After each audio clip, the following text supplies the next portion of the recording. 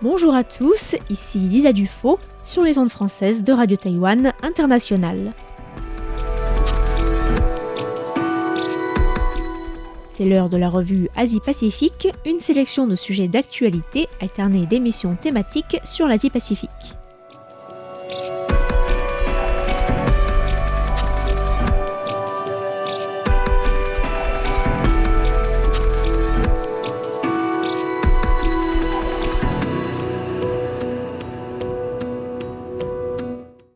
Bonjour à tous et bienvenue dans la revue Asie-Pacifique de cette semaine, avec aujourd'hui un épisode spécial dans lequel je vous propose de rencontrer Julius Ibrani, président de la Indonesian Legal Aid and Human Rights Association, ou PBHI selon l'acronyme indonésien, une ONG indonésienne qui a récemment reçu le 20e prix pour la démocratie et les droits de l'homme en Asie, un prix remis début décembre à l'ONG par la Fondation taïwanaise pour la démocratie.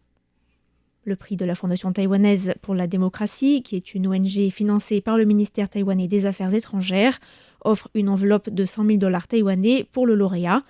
Cette association indonésienne qui a été sélectionnée cette année l'a été par 2 jurys de 7 membres avec des experts internationaux des droits de l'homme tels que Pierre Aski, président de Reporters sans frontières, ou encore Sophie Richardson, ancienne directrice de l'ONG Human Rights Watch. La PBHI a été fondée en 1996 pour promouvoir les droits de l'homme et l'accès à la justice en Indonésie, avec des actions qui vont de l'aide juridique aux victimes d'injustice aux actions de plaidoyer, avec également la promotion de propositions de réforme. Lors de la cérémonie, qui a eu lieu à Taipei en présence du président de la République Lai Ching-te et du président du Parlement Han Kuo-yu, Julius Ibrani a déclaré que le désir humain pour la dignité et la liberté ne s'estomperait jamais, tout en affirmant que l'Indonésie connaissait actuellement un recul démocratique avec un régime qu'il qualifie à la fois de militaire et d'autoritaire. À la fin des années 90, survivre était difficile. Les gens qui s'exprimaient pouvaient être kidnappés et disparaître. C'était terrible. Après 1998, il y a eu la démocratisation et beaucoup de progrès qui vont avec, telle la liberté de la presse. C'était un âge d'or qui a duré jusqu'en 2009 environ. Pendant cette période, beaucoup de lois et de réglementations ont été adoptées en faveur des droits de l'homme, ouvrant un grand espace pour la société civile. Mais après 2009, la situation a un peu décliné et la situation politique s'est tendue. Les partis ont cherché à se financer, y compris par des moyens illégaux et notamment par l'exploitation minière illégale. Le gouvernement essaie aujourd'hui de réduire le rôle de la commission de lutte contre la corruption et on voit que certains grands hommes d'affaires et investisseurs bénéficient d'une impunité face à la loi. Lors des élections de 2014, on a pu voir une certaine propagande à l'œuvre qui taxait ceux qui étaient contre le gouvernement d'extrémistes ou d'anti-développement. La situation a empiré en 2019-2020 avant le Covid-19 avec la nomination ou l'élection de généraux de l'armée et notamment de personnes responsables de violations des droits de l'homme, président Prabowo et son entourage qui sont parvenus à dominer le gouvernement en 2024. Et je pense que la situation actuelle est pire que celle qu'elle était avant 1998. Julius Ibrani travaille depuis presque 10 ans à la PBHI après avoir dirigé la Indonesian Legal Aid Foundation. Il est né en 1983 et était donc adolescent pendant les émeutes de Jakarta de mai 1998, lors desquelles de nombreux magasins appartenant à des Indonésiens d'origine chinoise ont été attaqués et pillés. Ces émeutes ont fait plus de 1200 morts, la plupart dans l'incendie du centre commercial Megamall, avec un rôle trouble de l'armée indonésienne. J'ai commencé l'activisme en 2001 car pendant les événements de 1998, ma famille a cherché à retrouver ma sœur qui travaillait et était bloquée dans le centre de Jakarta pendant la situation chaotique et les incendies qui ont fait 1251 morts. C'est suite à cette expérience que je me suis mise à participer à tous les forums liés aux droits de l'homme et à la démocratie. Je suis allé à l'université et j'ai vraiment commencé à militer en 2001. J'ai rejoint la formation Contras en 2004 et le bureau de YLBIA en 2009. J'ai fini directeur en 2017 avant de rejoindre ensuite TBSI. C'était le chaos dans toute la ville, surtout dans le centre de Jakarta. Certains villages ont été brûlés, ma sœur était bloquée là-bas et ma mère m'a pris avec elle pour aller la chercher. Il n'y avait pas de transport en commun ni de téléphone portable. De l'est de Jakarta vers le centre, ça nous a pris 4 à 5 heures en nous pressant. Puis, on l'a trouvée. On s'est souvenu que pendant sa pause déjeuner, elle aimait se rendre dans un café près de son bureau. On l'a trouvée là et on l'a ramenée à pied.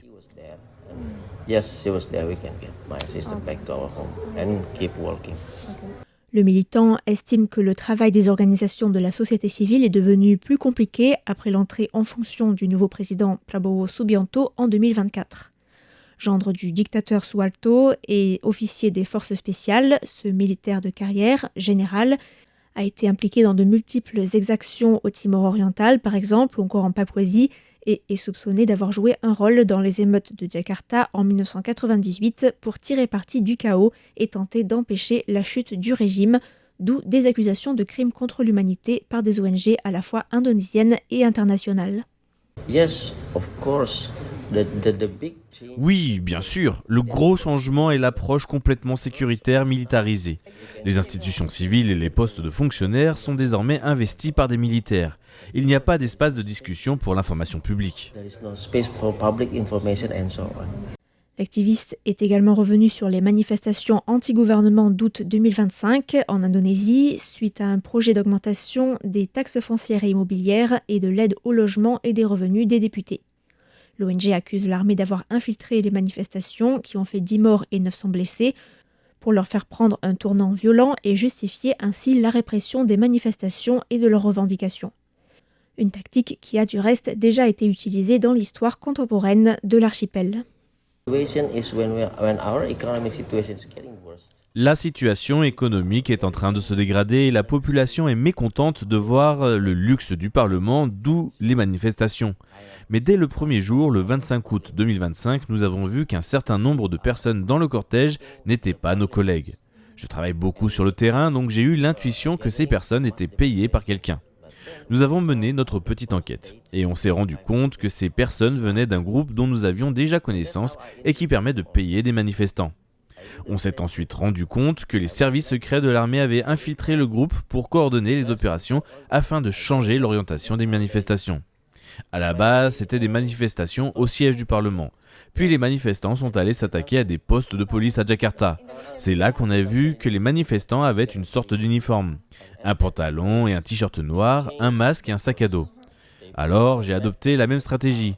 Je me suis habillé comme eux et j'ai cherché à infiltrer le groupe. Après les avoir suivis au QG, j'ai également été payé de 300 000 roupies indonésiens, soit l'équivalent de 15 €. C'est au même endroit qu'ils changeaient leurs habits et qu'ils prenaient leurs sacs, et c'est comme ça que j'ai pu voir ce qu'il y avait à l'intérieur, à savoir un cocktail Molotov, un couteau militaire et des pierres pour balancer sur les postes de police.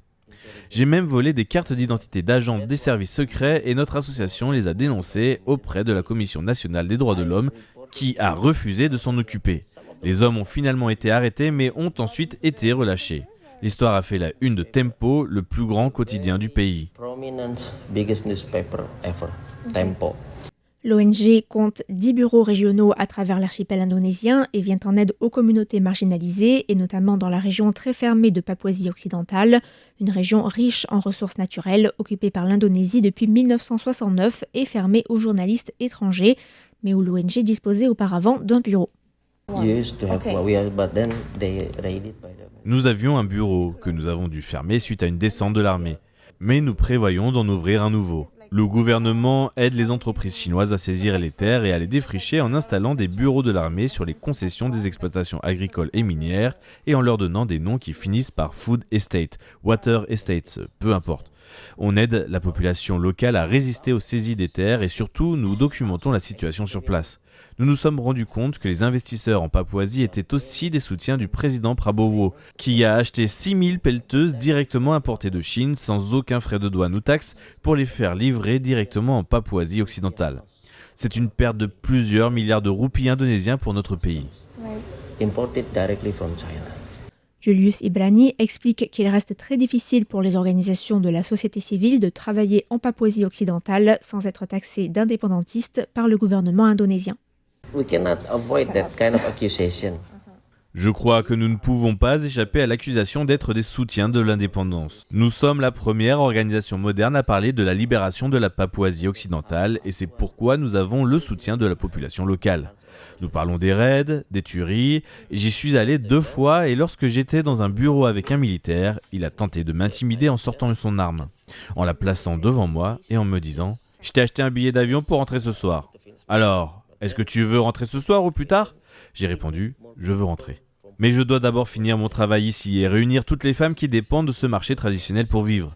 Nous avons besoin de davantage de locaux de Papouasie pour travailler avec nous et parler de la situation sur place, mais aussi pour nous informer afin que nous puissions transmettre ces informations non seulement à la Commission nationale des droits de l'homme, mais aussi en Asie et à l'ONU. Au cours de ces 6 dernières années, nos rapports sur la Papouasie deviennent de plus en plus fournis.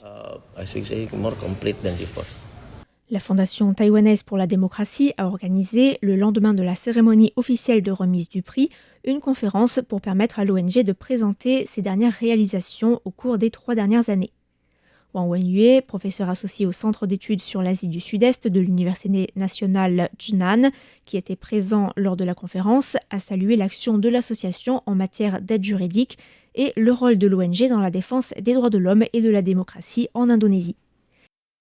Il a également rappelé que Taïwan et l'Indonésie avaient entamé leur processus de démocratisation à la fin des années 70 et que la Legal Aid and Human Rights Association, dont l'origine remonte à cette époque, s'était d'abord consacrée à l'aide juridique aux dissidents, à l'image de ce que des groupes d'avocats faisaient à Taïwan à la même époque. Il a aussi rappelé que de nombreux dissidents indonésiens étaient venus à Taïwan par le biais de programmes d'études à l'étranger pour échapper temporairement au régime autoritaire indonésien. Taïwan et l'Indonésie entretenaient en réalité des liens étroits pendant la période autoritaire, même si cela est assez méconnu de la société taïwanaise. Si l'on considère ce processus, la 3e vague de démocratisation qui a débuté à Taïwan dans les années 1980 a évolué de manière assez similaire à ce qui se passait en Indonésie à la même période. Julius Ibrani a expliqué que la censure du gouvernement indonésien s'étendait désormais à la liberté d'expression et à la liberté d'opinion et que les autorités n'hésitaient plus à détourner et à manipuler des rassemblements, des forums publics ou encore des manifestations à travers des opérations des services secrets. Il a aussi affirmé que les membres de l'ONG faisaient face à des menaces et notamment en ligne, mais aussi à des cyberattaques. La situation est très stressante sur place. La police et l'armée viennent assez souvent casser notre porte d'entrée qui est en verre. Nous dépensons beaucoup d'argent à chaque fois pour la réparer et mes collègues me disent même d'arrêter de trop parler car ça commence à coûter cher. Notre président de la République a récemment déclaré qu'il n'y avait qu'une seule Chine et nous avons reçu un email nous disant de ne pas venir ici pour recevoir le prix. Nous créons un nouveau récit en répondant que beaucoup d'Indonésiens vivent ici, qu'ils travaillent et ramènent de l'argent en Indonésie et qu'ils ont donc le droit de développer leur pays et de connaître la situation en Indonésie. Nous développons un réseau de collègues et de victimes que nous défendons. En travaillant sur les mêmes sujets, en étant plusieurs à parler des mêmes problèmes, nous nous protégeons mutuellement car s'ils viennent me faire taire, quelqu'un d'autre dira ce que je dis à ma place.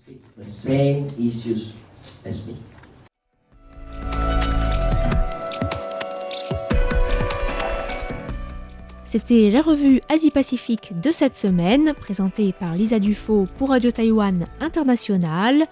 Merci pour votre écoute et à la semaine prochaine.